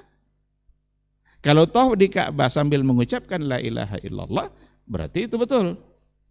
Tapi kalau meskipun yang diucapkan la ilaha illallah, tapi ta'zim tawafnya itu ada pada kuburan kiai, kuburan habib, kuburan keramat, maka itu syirik. Meskipun yang diucapkan la ilaha illallah. Inilah akibat kalau tidak mau membagi tauhid itu kepada rububiyah dan uluhiyah. Ini akibatnya. Karena banyak sekarang ini bagi-bagi tauhid ini tidak ada nih, Ibnu Taimiyah yang bagi ini katanya. Padahal bahasa rububiyah, uluhiyah, asma wa sifat, Abu Hanifah sudah mengucapkan itu. Dianggap pula pembagian ini tidak bersanad dan menolak untuk dibagi-bagi akidah itu menjadi 3. Padahal mereka bagi juga 3 tuh. Trinitas. Ya, maka kalau menolak tauhid uluhiyah ini akan terjadi. Tidak mampu untuk membedakan mana yang syirik, mana yang tidak syirik.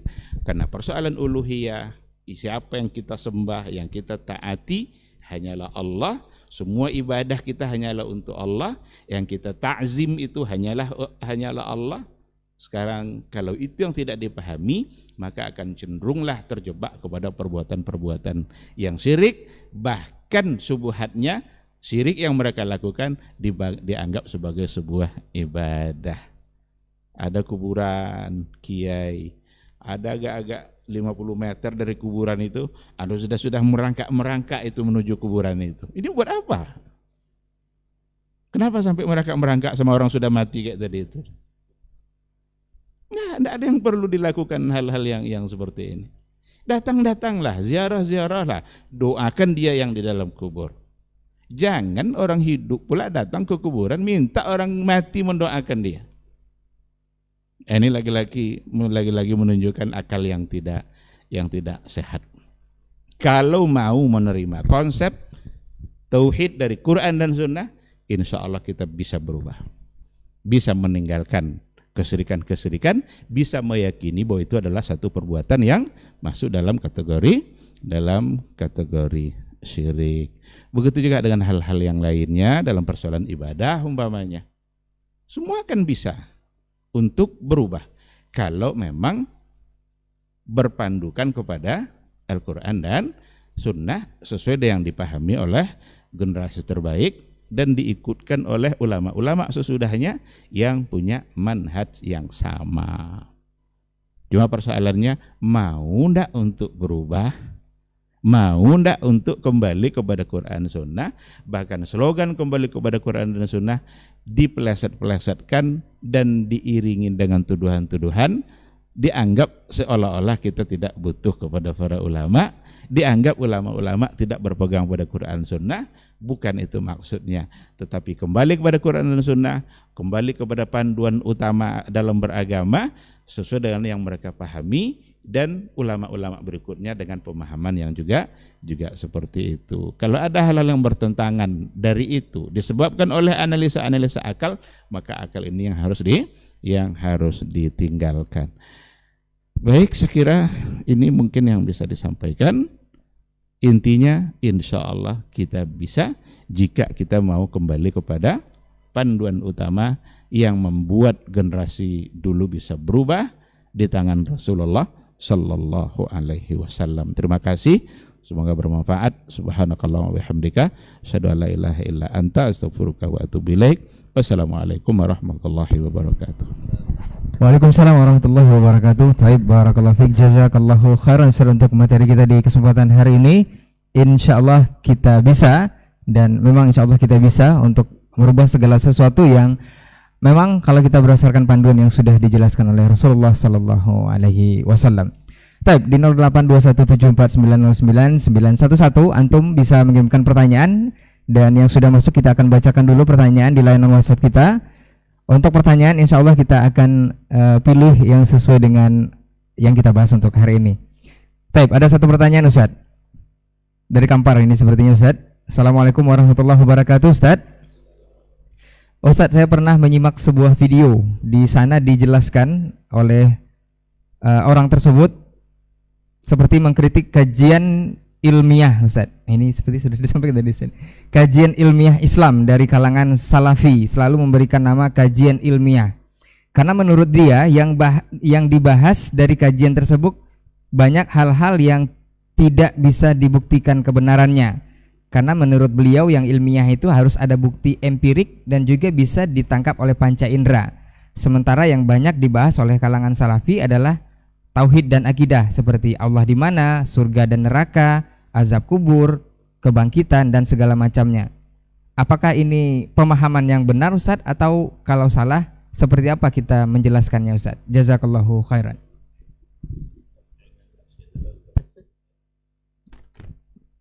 Bismillah wassalatu wassalamu ala rasulillah wa ala alihi wa sahbihi wa wala wa ba'du. Kembali terima kasih kepada saudaraku yang bertanya, dan ini penting memang. Sebenarnya kalimat ilmiah itu dari bahasa Arab, bukan dari bahasa Indonesia, bukan dari bahasa Inggris. Jadi kalau nak paham makna ilmiah tak ilmiah, harus merujuk ke bahasa aslinya. Itu bahasa Arab. Al-ilmu dalam bahasa Arab adalah al-idrak ala ma huwa alaih, idrakus syai' ala ma huwa alaih, yaitu memahami sesuatu seperti apa adanya. Itulah ilmiah.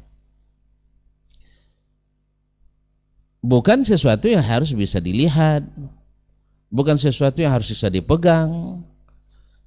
Nanti kalau itu syarat ilmiahnya, Anda pakai HP ini, pakai gelombang elektromagnetik, Anda tidak ilmiah, nanti tidak bisa ditangkap, tidak bisa dipegang. Tapi dia ada. Kemudian orang yang membawa berita tentang masa lalu, tentang kisah Nabi Adam, Nabi Musa, Nabi Harun, Nabi Ibrahim, tidak ilmiah, karena Anda juga tidak melihat. Akhirnya supaya diilmiahkan, nanti dicari jejak-jejaknya. Ketemu jejak kuda, dikira jejak manusia. Anda lebih percaya pada arkeolog daripada kepada Nabi alaihissalam. Lebih percaya kepada para filologis, orang yang ahli manuskrip daripada Jibril alaihissalam, kepada Nabi alaihissalam. Oleh itu para yang bertanya dan kepada siapapun yang mendengar penjelasan ini, masalah ilmu itu terbagi tiga. Mengetahui sesuatu seperti apa asalnya, seperti aslinya, hanya tiga caranya. Kalau hanya mengatakan yang bukti empiris, berarti dia fokus pada bagian pertama saja. Berarti dia tidak punya ilmu yang lain. Yang pertama, ini yang disebutkan tadi, dilihat langsung. Ini namanya ilmu tajribi, ilmu yang bisa dilihat, bisa dipegang, bisa diraba, bisa dicium, bisa dirasa. Kalau antum nak tahu Ka'bah seperti apa, datang ke situ, dan antum akan tahu seperti apa Ka'bah itu. Nah, kembali kepada surga dan neraka, antum mau tahu surga, datang ke situ, karena pintu terbuka ya saya. Nah, cuman tunggu waktu waktu kunjungannya. Sebagaimana Anda tidak meneliti sesuatu di museum dipakai, Anda harus sabar untuk surat izin penelitian, SPPD-nya, kemudian anggaran dan sebagainya. Juga itu kalau mau penelitiannya ke surga, siap-siap untuk menunggu dan siap lengkapi syarat masuknya. Tapi kalau ada yang tidak pakai syarat, masuk neraka memang tidak pakai syarat. Tanpa syarat bisa masuk neraka karena memang bebas. Tapi kalau surga harus pakai syarat. Jadi kalau mau menggunakan pendekatan ilmiah pertama untuk mengenali hal-hal yang seperti itu, siap. Azab kubur, nikmat kubur, Anda tidak percaya kecuali membuktikan, masuk dulu ke kubur, buktikan. Nanti minta sama malaikat Munkar Nakir, Pak, saya mau seminarkan dulu hasil penelitian ini, izinkan saya pulang ke bumi. Tidak bisa.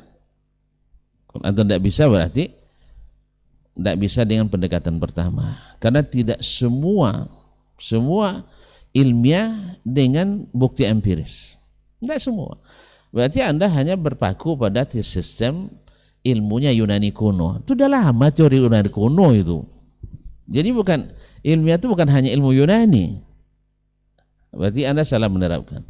Yang kedua, ada namanya dengan melihat padanannya, bisa dianalogikan, bisa dikiaskan, ada yang mirip dan sama dengannya. Tapi ingat, tauhid dengan syirik tidak sama, tidak mirip. Dari sesuai apapun. Jadi mirip. Jadi tidak sesuatu yang mirip dengannya. Antum cari padanan alam barzakh, tidak ada di sini. Jadi mengukur alam barzakh dengan alat-alat duniawi, pasang kamera, pasang perekaman, CCTV, tidak akan terpantau. Karena ini hanya untuk ilmu dunia. Nah, tapi kalau antum mau apa? Bawa kamera itu ke alam barzah. Masuk ke alam barzah, buktikan sendiri. Untuk membuktikan malaikat. Dan kita kan tidak semua bisa melihat malaikat. Nabi SAW diperlihatkan kepadanya bentuk aslinya. Malaikat Jibril memiliki 600 sayap. Dia sendiri buat dari cahaya. Nah, pesawat antum yang hanya 2 sayapnya bisa kecepatan 2000 km per jam. Yang bukan bahan cahaya. Tentu Jibril lebih cepat daripada itu. 600 pula sayapnya. Satu sayapnya dari ufuk timur sampai ke ufuk barat. Jadi harus ada padanannya. Di antara padanannya adalah gambar, baik gambar yang bergerak maupun gambar yang tidak bergerak. Gambar yang istilahnya sekarang gambar di video kan, di styletkan, atau gambar fotografi. Ini kita bisa menentukan bentuk sesuatu dengan padanan tadi, atau ada yang mirip, si fulan mirip dengan si fulan. Dan ini juga ilmiah. Mengukur beras dengan gandum untuk wajibnya zakat ilmiah. Karena apa? Ada kesamaan, yaitu sama-sama mengenyangkan dan bahan bisa disimpan, bahan makanan pokok. Jadi menyamakan hukum air ini dengan air ini dan sebagainya, ada yang sama sifatnya dan sebagainya. Ini namanya ilmu analogi. Dan ini semua ilmu memakai ini. Cuman kadang ada yang salah pakai, seperti yang disebutkan oleh dokter tadi, Dr. Helmi. Ilmu gaib dikiaskan ke ilmu konkret, ilmu yang zahir. Di sini letak keliru karena alat ukurnya berbeda. Makanya saya katakan, sekarang orang klaim mimpi bertemu Nabi bisa setiap hari. Saya katakan, coba buat alat untuk mengukur mimpi. Kan belum ada yang menemukannya. Karena mimpi alam lain, alat kita alam ini. Jadi tidak bisa dipakai hukum alam dunia dengan hukum alam mimpi aja tidak bisa sih. Alam gaib, apa alam gaib? Berarti tidak ada padanannya untuk alam gaib. Nah, yang ketiga dikatakan ilmiah, yaitu seseorang dengan melalui berita yang benar dari orang yang mengetahui, yang tahu. Berapa banyak antum begitu percaya dengan tabib, padahal antum tidak membuktikan, melihat apa yang dia katakan. Bapak ini masalah di ginjal, padahal yang diukurnya darah kita, tapi kok ginjal masalahnya. Oh, Bapak kena liver, Bapak kena prostatitis, apa namanya? Ya, prostatitis semuanya. Yang banyak penyakit hari ini kan, dan ini sebagainya. Padahal tidak dipegang-pegangnya punya antum, tapi antum percaya. Apa sebab? Dia punya ilmu tentang itu. Nah, sekarang Allah yang ilmunya tak terbatas, dan dia memuji dirinya dengan ilmu, memuji kitabnya dengan ilmu, dan memberi nabinya ilmu, lalu menyampaikan berita ini dengan benar. Lalu anda katakan berita itu tidak ilmiah? Tentang surga neraka datang dari Allah dan Rasul, antum bilang tidak ilmiah. Terus kalimat ilmu antum ambil dari mana? Dari Yunani, dari Socrates, dari Montesquieu, dari Galileo Gilo-Gilo, dari logi-logi? Enggak. Makanya billah, kadang-kadang lucu orang ini, tidak tahu dia asal muasal kata itu, tapi dia sudah berani mengatakan ini ilmiah tidak ilmiah dengan alasan begini dan begitu. Tidak, cara mengetahui sesuatu itu tidak fokus hanya dengan melihat langsung.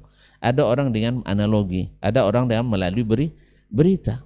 Sekarang kita ilmu tentang sirah, ilmu tentang tauhid, ilmu tentang sunnah. Dari mana kita dapat? Ya berita. Berita dari siapa? Ya dari orang yang percaya. Kenapa antum percaya saja? Tadilah yang tidak percaya kafir dia, Abu Jahal. Yang percaya Siddiq dia, Abu Bakar. Taib. Setelah dibuktikan sebagian dari yang dulu hanya melalui berita, sekarang diempiriskan orang, terbukti benar Abu Bakar, salah Abu Jahal. Ya, Abu Jahal mengingkari Nabi ke Baitul Maqdis. Alasannya apa? Tidak ilmiah, tidak bisa dibukti empiriskan. Karena bukti empiris sebulan pergi, sebulan balik. Tapi Abu Bakar, walaupun dia tidak sebutkan bukti itu waktu itu, tapi terbukti hari ini bahwa malaikat Jibril kecepatannya kecepatan cahaya yang 300.000 km per detik. Siapa yang benar? Abu Bakar. Dulu ketika Nabi memberitahukan bahwasanya bila masuk lalat ke dalam minuman, kan sebenarnya bisa diempiris, tapi orang belum bisa mengempiriskan waktu itu. Mikroskop belum ditemukan. Banyak dokter-dokter dulu, termasuk di dunia Arab, mengatakan Al-Bukhari bodoh, tidak bisa meriwayatkan hadis milih hadis. Abu Hurairah berdusta dan sebagainya. Tapi setelah ditemukan mikroskop di awal abad ke-19, baru orang tahu oh ternyata yang bodoh itu yang bodoh-bodohin kemarin. Ternyata yang dusta itu yang kemarin mendusta-dustakan Abu Hurairah. Oh ternyata memang betul kata Nabi SAW, fa inna fi ahadi janahihi da'an wa fil akhari dawaan. Kapan dibuktikan? Dulu tidak bisa diempiriskan orang, sekarang bisa. Dulu modal orang apa? Karena ini diberitahukan oleh orang yang ilmiah, bisa dibuktikan secara ilmiah dengan cara apapun. Dengan cara pertama, iya kan, tentang surga neraka, masuk surga dulu, masuk neraka, beritahu antum nanti bahwa memang panas neraka itu. Ya, kalau nak pergi ke langit ke-7, coba naik. Lobilah malaikat Jibril. Tapi kalau tidak bisa, kita dapat berita dari yang mempunyai pengalaman tentang itu, dari yang mengetahui, yang berilmu. Jadi ilmiah itu dari kalimat ilmu, bukan daripada kalimat knowledge, bukan pada logi-logi dan gilo-gilologi, bukan. Tapi daripada bahasa Arab. Dan al-ilmu menurut bahasa Arab adalah idrakus syai'i ala ma huwa alaihi. Caranya tidak keluar dari 3 macam tadi. Kalau mau semuanya dengan cara pertama, kunjungi saja apa yang disebutkan tadi. Masuk kubur, masuk alam barzah, masuk surga, masuk neraka, pergi ke langit, buktikan sendiri. Cuman umur Anda tidak cukup untuk itu, maka terimalah dari orang yang berilmu, yang menyampaikan dengan caranya ilmiah. Karena tidak semua kita mengetahui segala sesuatu. Hanya Allah saja yang mengetahui segala sesuatu. Maka tanda ilmiah adalah tunduk kepada orang yang berilmu dalam hal yang kita tidak berilmu tentangnya. Ini masalahnya panjang sekali, tapi cukup sampai di sini. Mungkin ada tambahan dari 2 syekh. Baik, jazakallah khair Ustaz. Nah Ustaz, ada tambahan? Fadhal Ustaz. Bismillahirrahmanirrahim. Alhamdulillah wassalatu wassalamu ala Rasulillah wa ala alihi wa sahbihi wa mawalah. Terima kasih atas pertanyaannya.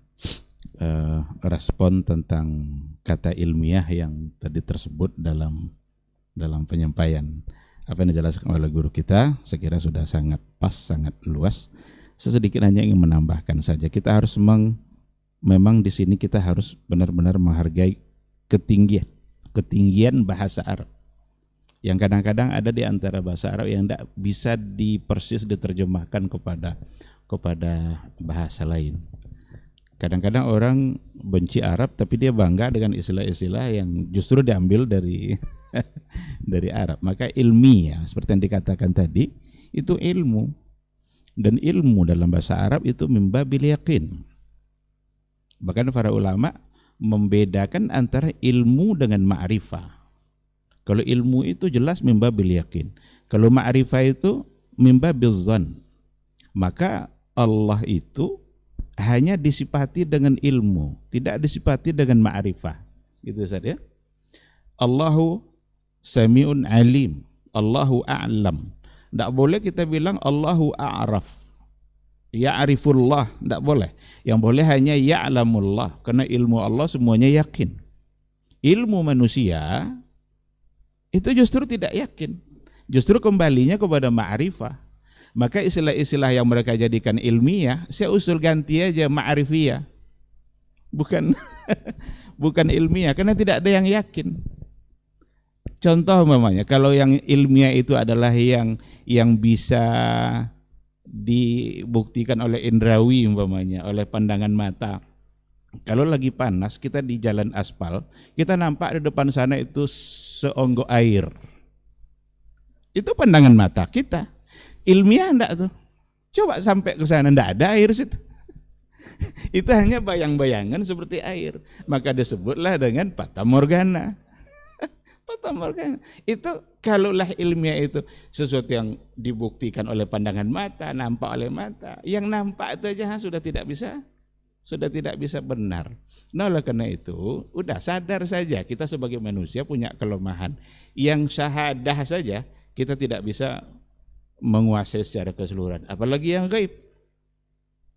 Yang kalau Allah alimul ghaibi wasyahadah. Ya'lamu sirra wa akhfa. Jadi Allah tahu yang gaib, tahu yang syahadah, yang nyata. Kita sebagai manusia yang syahadah saja kadang salah. Itu burung gagak atau onta katanya kan? Enggak, ini burung katanya. Rupanya ini kambing katanya. Rupanya terbang. Biarlah terbang, pokoknya kambing katanya. Itulah yang terjadi sekarang ini kan. Nah, kalaupun ingin didefinisikan dengan yang bisa dibuktikan secara empiris, diteliti dulu, itu untuk perkara-perkara yang nyata. Itu pun tidak semuanya. Adapun perkara yang gaib, yang paling ilmiah, karena ilmiah membabil yakin. Tidak ada yang lebih meyakini sesuatu informasi kecuali yang ada dari Al-Quran dan ada pada hadis Nabi Sallallahu Alaihi Wasallam. Ketika Nabi mengajarkan doa, Allahumma inni a'udzubika min azabil qabr. Ya Allah, lindungi saya dari azab kubur. Berarti azab kubur itu ada atau tidak? Ada. Ada kadang mencoba untuk mengilmiahkan. Ada pertanyaan mungkar dan nakir dalam hadis Nabi ada. Setelah dikuburkan seseorang, maka nanti akan didatangi oleh dua malaikat yang akan bertanya. Orang-orang yang sok-sok ilmiah tadi itu ada yang mencoba untuk menitipkan tape recorder. Jadi dikuburkan mayat, nah dititipkan di situ, bisa enggak direkam suara malaikat itu? Nanti di sore hari dibongkar lagi kubur, diambil kaset tadi diputar ulang, nggak ada suara malaikat nih katanya. Kalau memang ada malaikat yang bertanya, pasti bisa direkam oleh alat ini. Inilah yang mengukur perkara gaib dengan perkara yang nyata. Masalah batin diukur dengan yang zahir. Masalah-masalah yang seharusnya hanya kita percaya, kita beriman, lalu diukur nanti secara empiris, harus ada buktinya, maka yang akan terjadi adalah kekeliruan, penyimpangan, bahkan kekufuran. Bisa berujung pada kekufuran karena menolak sesuatu yang nyata-nyata Allah dan Rasulnya menerangkan, tapi karena akal menganggap nggak cukup untuk dibuktikan, maka berarti seolah-olah ini tidak ada. Nah, maka udah, sebagai hamba Allah, hamba yang beriman, Dia Allah yang memberikan kita kehidupan. Kita bernapas ini karena Allah nih. Kita bisa melangkahkan kaki karena Allah. Akal yang masih bisa berpikir juga Allah yang memudahkan. Berikan ketundukan kepada Allah Subhanahu wa taala. Jangan gunakan akal yang diberikan oleh Allah tapi untuk menentang Allah sendiri. Jangan gunakan pikiran cerdas yang Allah berikan untuk seseorang tapi dia justru dengan kecerdasannya dia jauh dari Allah Subhanahu wa taala. Yang ilmiah itu adalah yang dikatakan oleh Allah, dikatakan oleh Rasulullah. Tidak ada yang lebih ilmiah daripada yang dua itu, karena memang ini adalah Al-Amin, Maha tidak pernah berbohong, dipercaya, semua ungkapannya benar, dan dia adalah utusan resmi, utusan sah yang dikirim oleh Allah Subhanahu wa taala untuk menyampaikan pesan-pesannya. Sekira itu sekedar tambahan. Allahu Subhanahu wa taala. Baik, jazakallahu khairan untuk jawabannya. Mudah-mudahan saudaraku yang di Kampar, Ardi di Tibun Kampar bisa memahami dari jawaban Ustaz dan tidak bingung lagi dengan hal-hal seperti ini. Jadi tidak usah dirubah kajian ilmiahnya, tetap kajian ilmiah ya. Tetap kajian ilmiah Islam. Dan mudah-mudahan apa yang sudah kita bahas bersama guru-guru kita yang Masya Allah bisa memberikan ilmu untuk kita semua, bisa kita terapkan dalam kehidupan sehari-hari yang kita tamalkan, dan kita sampaikan juga kepada keluarga kita yang terdekat Insya Allah. Dan semoga Allah mudahkan di pekan berikutnya kita akan bersama lagi bersama guru-guru kita dengan tema dan pembahasan yang berbeda. Ustaz, jazakallah khair untuk ilmu dan juga waktunya. Mudah-mudahan Allah mudahkan terus dan Allah jaga guru-guru kita untuk bisa menimba ilmu kembali bersama kita nanti di Selasa atau pekan berikutnya insyaallah. Afwan untuk semua salah kata nakilah bicara. Aku lu qauli hadza wa astaghfirullahi li wa lakum. Wassalamualaikum warahmatullahi wabarakatuh.